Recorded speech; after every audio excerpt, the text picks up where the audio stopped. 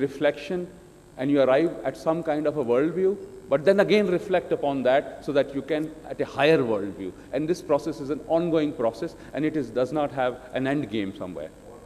Thank you very much. What I'll now do, Dr. Saab, if you allow me, we have two, Dr. Saab, wait one second. One second. We have two more questioners. We'll take their questions, and in our concluding remarks, we could cover them, if you don't mind.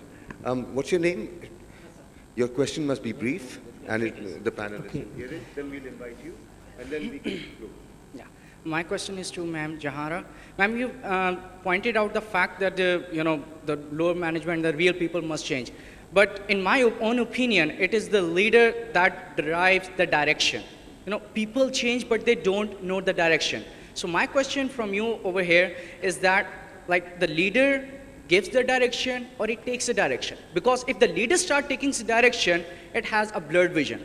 It's just diverted from the vision, and the leader always has a vision.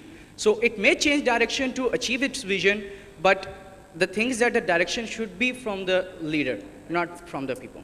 A very profound question, Jahanara. We'll give you a moment. Let's hear the second one as well, and the final question. Aapka naam? Adnan. My question is, what specific tools do leaders have in organizations so that they can effectively communicate their vision till the lowest worker in the organization, so that his message and the soul of the company doesn't get diluted as it goes down to the workers? What tools do we leaders use to communicate vision? And in your question, I think the fine point was, if it's bottom-up visioning or top-down visioning, there could be a bit of a blurring. So what would you suggest as a course of action? Now, we have some questions with us. I'd like to give the mic to Dr. Saab to cover these points, and then Max, and then Shakil, you'll be the last word on this one, okay? So about 1 minute each, because we are running out of time. We close at 4:20. So please go ahead. Now, for bringing a change, three things are very important. The first one is that change generally in the organization I'm not talking of the government. Government is a different cup of tea. Always come from the top. If the top has decided no change, then it becomes very difficult. So therefore, the first thing is willpower at the top and commitment. Number two is the process, how the change is going to take place. That we must know what are the instruments through which we will bring the change, and that needs an open communication, and benefits of the change need to be explained. Like re-engineering came, somebody asked, what is the benefit to insurance industry?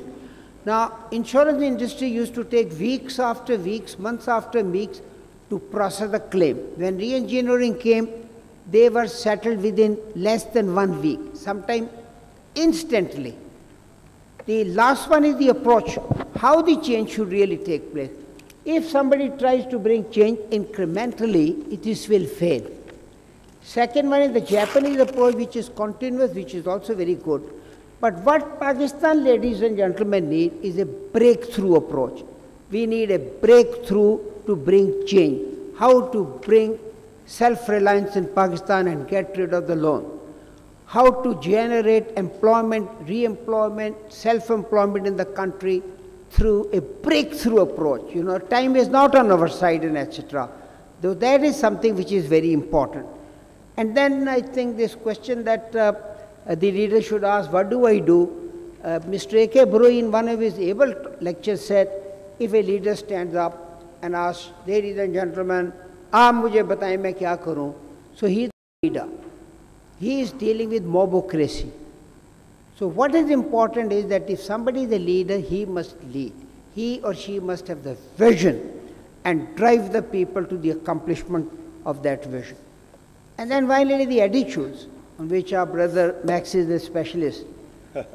Three things are very important in real life to bring change through attitude. The first one, constructive attitude.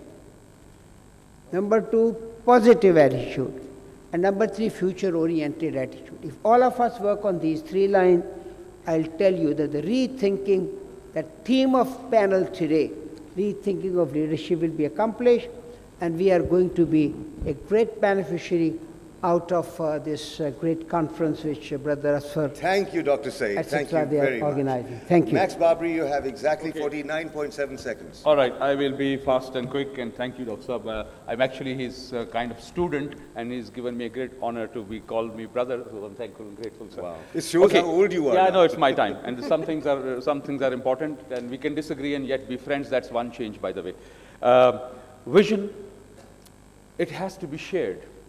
It can't be one man's vision, because one man's vision is a bulldozer, and everybody else is a doormat. So it can come from any source, but it has to be shared. There has to be consultation, there has to be collaboration, there has to be strategies to achieve those visions, and they should go down to all and each level of the organization, and it should be bought in. And it should not be sold, it should be evolved. Second, how do we communicate this? Of course, the process of developing vision is a communication process as well, because you take along people, you cajole, you give candid feedback and receive feedback. And shared vision does not mean that I say, okay, tomorrow we are going to have a great dinner. How many agree? Yes, and I'm the big boss. Anybody who disagree? And there was one person who disagrees and he gets shot. Anybody else who disagrees?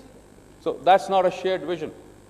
Communicate openly, passionately, ready to listen, ready to be criticized, ready to get open and candid feedback and give feedback. That's the way to communicate. Thank you. Thank you, Max, for cooperating. You were, in fact, one fraction of a second short. Jahanara, 39.3 seconds. Okay.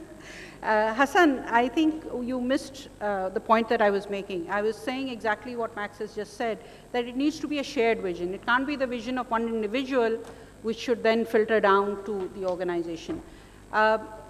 Direction, certainly. Different levels of leaders within the organization have to set directions for the organization to work properly. But I think the thing that is most effective and that many people miss out on are the community leaders and the network leaders that exist in different levels of the organization, who actually have a good relationship with most of the team, and where they can actually learn how everybody is thinking and what they think works, what doesn't work, what would be a new strategy that they can try that would work in the organization. That does not mean chaos within the organization. Certainly there should be a strategy. One of the things that I wanted to actually suggest to Imran Khan when he was here was that many of the criticisms that he was facing were, we don't know you have a team, we don't know what your vision is.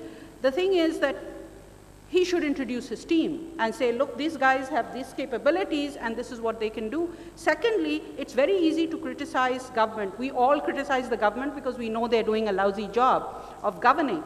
But he needs to spell out, and so do all leaders need to spell out, that if I take over, if I'm going to eradicate corruption in 3 months, how am I going to do it? So you need clarity. How am I going to make this country more secure in 3 months? Clearly spell out a vision. Then you get ownership from everybody because they can understand it. Right now they think, no, this is not realistic. It's a very simplistic approach. So I think the leader needs to have these qualities so that then he can get ownership and passion and drive from within his community. Thank you, Jahanara. And finally, Shakil Mahapara, you have exactly 32 seconds. Okay. Is that over? Yes. All right. I think there is a famous equation called leadership is equal to influence.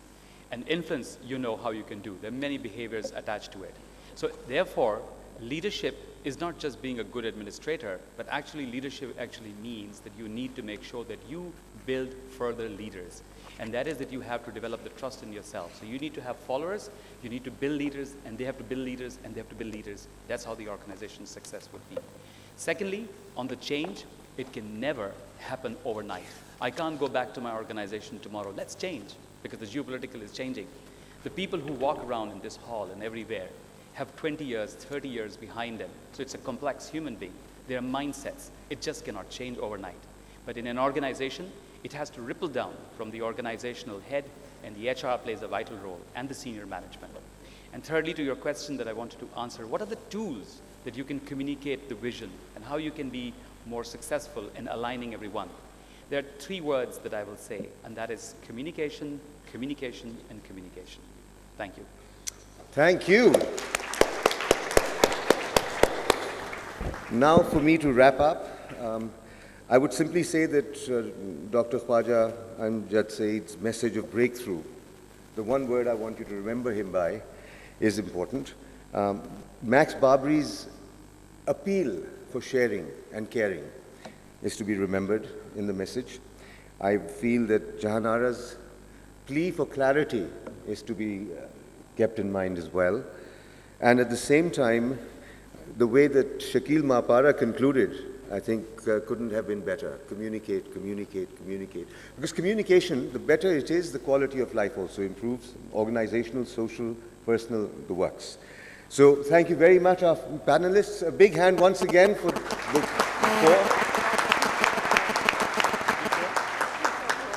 As your moderator, a bit crazy, a bit strange, I would like to share a few messages myself. Message number one, marriage, and someone touched upon it, and Imran Khan laughed when he said, without compromise, you can't have a marriage. I brainstormed this in several organizations recently, and I said, what does it take for a marriage to work? And guess what? 35 to 40 different words come up. Compromise, sacrifice, listening, understanding, etc., etc. So once all of that is said and it's on the flip chart, then I simply would say, gentlemen, I don't think you need this workshop. You know exactly what you need to do in your business. What is business? Business is marriage without sex. That's it. Bajao, bajao, bajao, bajao. And if you want to keep in contact with this individual, kzr.ca is the website. You'll find everything there. You can connect with me, kzr.ca. And now I would like to hand over this immensely seductive rostrum to Dr. Opali Mahanama, who has been guiding us since morning to now. A big hand for Dr. Opali Mahanama, who's come all the way from Sri Lanka to be with us. Extremely generous of you. Ladies and gentlemen, you will agree with me without any debate that our good friend, the moderator, Kamran Rizvi, infused and injected new blood for the post-lunch session, and also he conducted this session on time, commendably and admirably. Now for the awards. I wish to call upon my good friend, Mr. Khurram, to come up here to make the presentation, and he will also be one of the speakers for the winding up session. A big hand to Mr. Khurram Rahat, and he will hand over the shields as mementos and tokens of appreciation by nutshell to the distinguished panel. Starting off with, I'll keep the moderator for the last.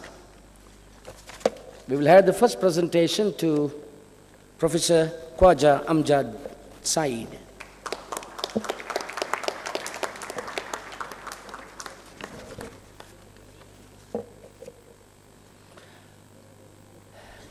Next,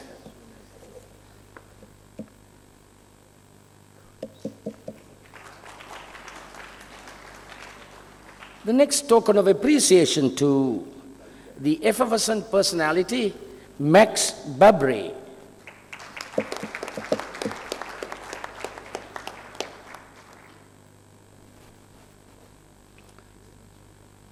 The third presentation to Mr. Shakil Mapara.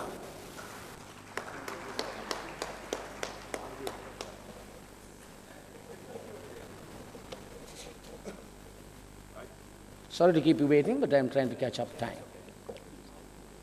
What's that among friends, isn't it?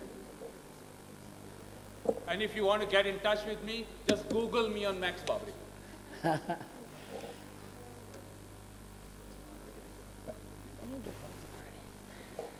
A token of appreciation to Shakil Mapara.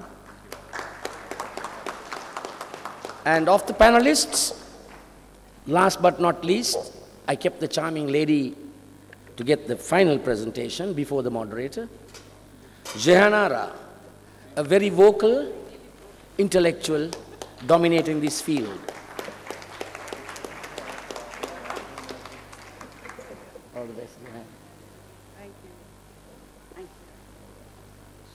And finally, to our very dynamic moderator, Mr. Kamran Rizvi. Thank you. You kept the show going.